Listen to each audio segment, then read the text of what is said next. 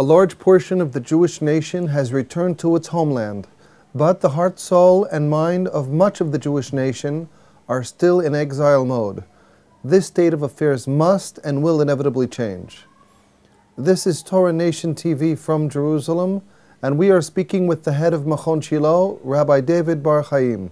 Shalom, Rabbi Bar-Hayim. Shalom. Is Judaism only for Jews, or is it intended for non-Jews as well?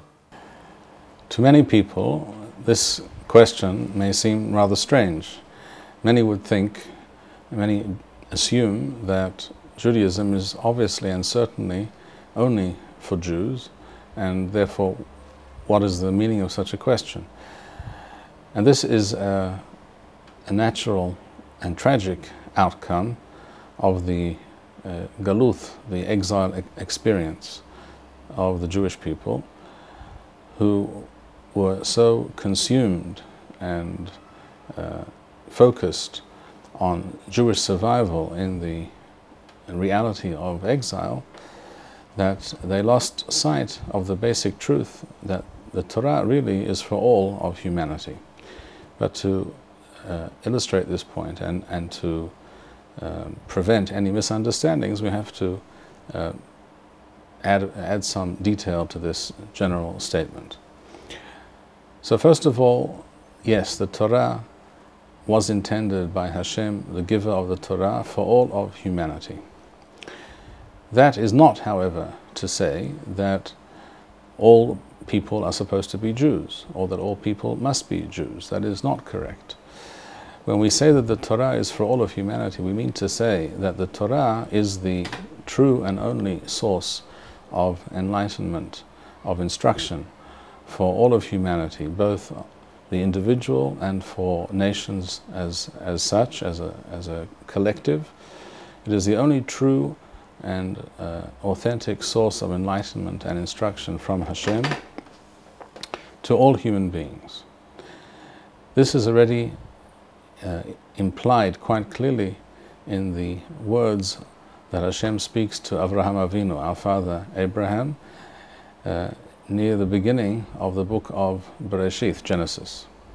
We read in Sefer Bereshith, Perek Yud Bet, chapter 12, at the beginning, Vayomer Adonai el Avram, Hashem spoke to Avram, Lech lecha me'arsecha u'mimuladtecha u'mibeth avicha el ha'aretz asher areka. Go, leave your home, your ancestral home, your father's house, and go to the land that I will show you. Wa'escha l'roi gadol, and I will make you, of you, a great nation. Wa'avarechecha, and I will bless you. Wa'agadola shemecha, and I will make your name great and known throughout the world. Wa'hayeh beracha, and you shall be a blessing. The meaning of this claim, this statement, that Avraham will become a beracha, a blessing for all, or an unspecified blessing, is more clearly laid out in the next pasuk, in the next verse. It says, Wa'avarecha bevarechecha, and I will bless those that bless you, u'mekalalcha aor, and I will curse those who curse you. Wa'nivrechu v'cha, and through you, by your agency and by your teachings and by your example, all kol mishpachot ha'adama, all the nations, all the families of the world will be blessed through you and by you. The Torah is not stating that all people will one day become Jews, or that is the purpose of Avraham appearing on the scene, on the scene of world history. Rather, the Torah is stating that Avraham Avinu's message, which is the message that there is one Creator, one God, ruler and master of all, and that all other forms of belief and worship are to be discarded, and that also, on the other hand, any form of human existence, any kind of civilization or culture which is bereft of such an understanding is, by definition, inadmissible, and also will never succeed in creating human happiness and a good and proper form of life for human beings, this understanding of Avraham Avinu will become known throughout the world, says the Torah, says Hashem to Avraham, and you will be a blessing for the entire world. This means that from the ways of Avraham and his descendants, the people of Am Yisrael, the nations of the world will be able to learn, and there will come a time when they will learn from them and base their behavior and their way of life on that example of Am Yisrael. This, therefore, has always been the thrust and promise of the Torah.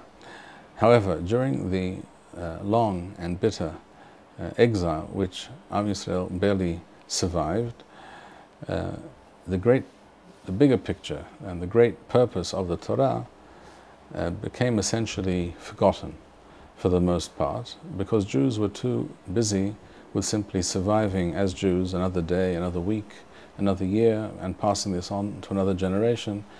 There was no possibility, and there was no even relevance to thinking in terms of how do we influence, how do we bring the word of Avraham Avinu, the word of Hashem, to all of humanity.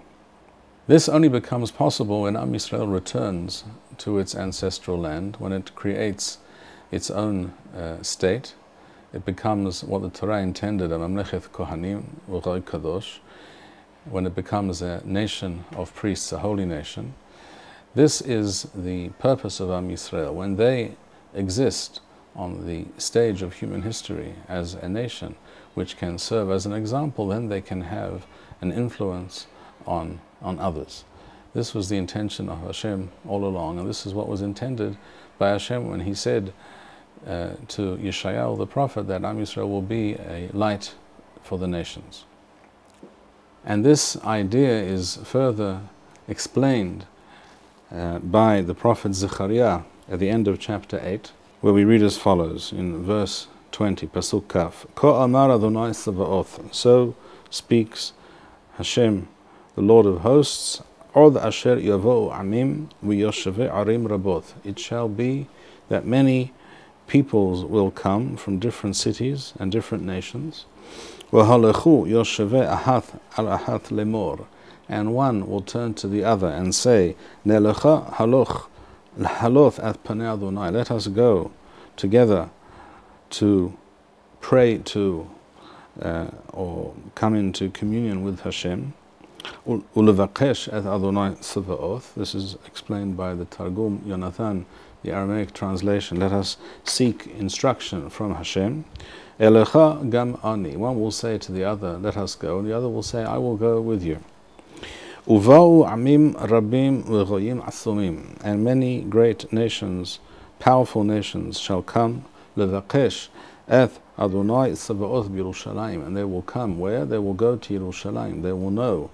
They will have reached the correct conclusion that this is the only address to which one can turn for such instruction. And to pray to Hashem. And Zechariah continues and says, Ko amar Adonai Sabaoth. Thus speaks Hashem. Bayomim hahema, in those days, asher yahaziku asara anoshim mikol leshonot hagoyim. It shall be that 10 people from non-Jewish nations, وَيَحْزِكُ بِخْنَفْ إِشْ يُهُودِي لَمُورٍ, they will grasp the corner of the garment of a Jew that they find, that they are familiar with, that they come into contact with. Lemor, and they will say, Nelecha imachem, let us go with you.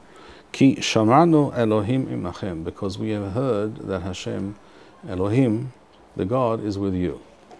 Rabbi Yitzchak Abarbanel, in his commentary on the 7th and 8th chapters of Zechariah,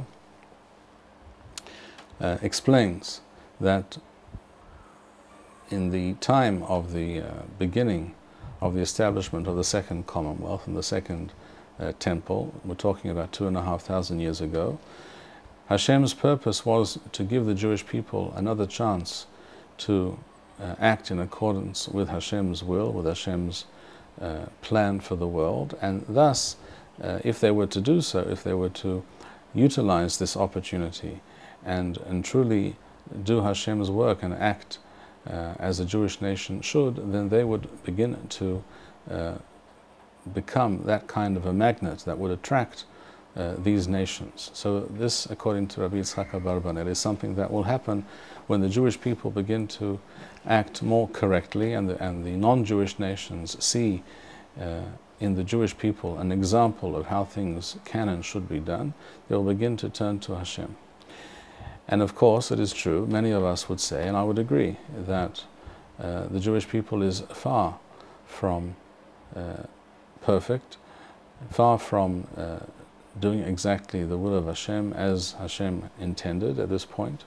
And yet, on the other hand, I think it's also true and correct to say that we are doing something right. There is something about the existence of the Jewish people as a sovereign nation in their land today, and with some of the messages and some of the ideas that emanate from this Jewish existence in Eretz Yisrael to the world at large, there is something about this which apparently is drawing non-Jews towards the Jewish people. I recently returned from a visit to Rotterdam, Holland, where I was invited by a community of Noahides, of non-Jews who have understood that all other forms of religion and spiritual and moral instruction are false, or at least misleading, and far from perfect, and that the only true form and source of instruction is to connect to the Jewish people. When I was there, I met many Noahides, many non-Jews who are very much connected, feel a great connection with the Jewish people. They even pray from a prayer book, from a Siddur, which is modeled after the Jewish prayer book, of course with certain changes and relevant omissions and additions. They are familiar with many aspects of the Torah and the Halakha, and they act entirely in accordance with Halakha for Noahides. And their aim is to serve Hashem and be connected to the Jewish people. They understand that this is the true path for all human beings. Such a reality, such a community of people, and such a very fascinating, and for what was for me a very illuminating and meaningful and also moving experience. Such a reality was certainly not to be found in the world over the last 2,000 years, or perhaps ever at all in history. This is a new development, and therefore we are beginning to see in our days, we are beginning to see the fulfillment of, the very beginning perhaps, but nevertheless the fulfillment of this process, this evolutionary process that Zechariah, the prophet, describes, that people around the world will begin to make this connection to the Jewish people, and through that connection they will connect to Hashem, and will understand that Judaism is not only for Jews, it also is relevant and meaningful and in fact indispensable for all humankind. Thank you, Rabbi Bar-Hayim. We would like to encourage our viewers to share these videos with friends and send in your responses. We would also like to suggest the following opportunity to our viewers. If you identify with Rabbi Bar-Hayim's message and would like to sponsor or dedicate a video interview with the Rabbi in honor or memory of a loved one, if you would like to obtain Birkon Nusach Eretz Yisrael or invite the Rabbi for a speaking engagement, please email us at office@machonshilo.org.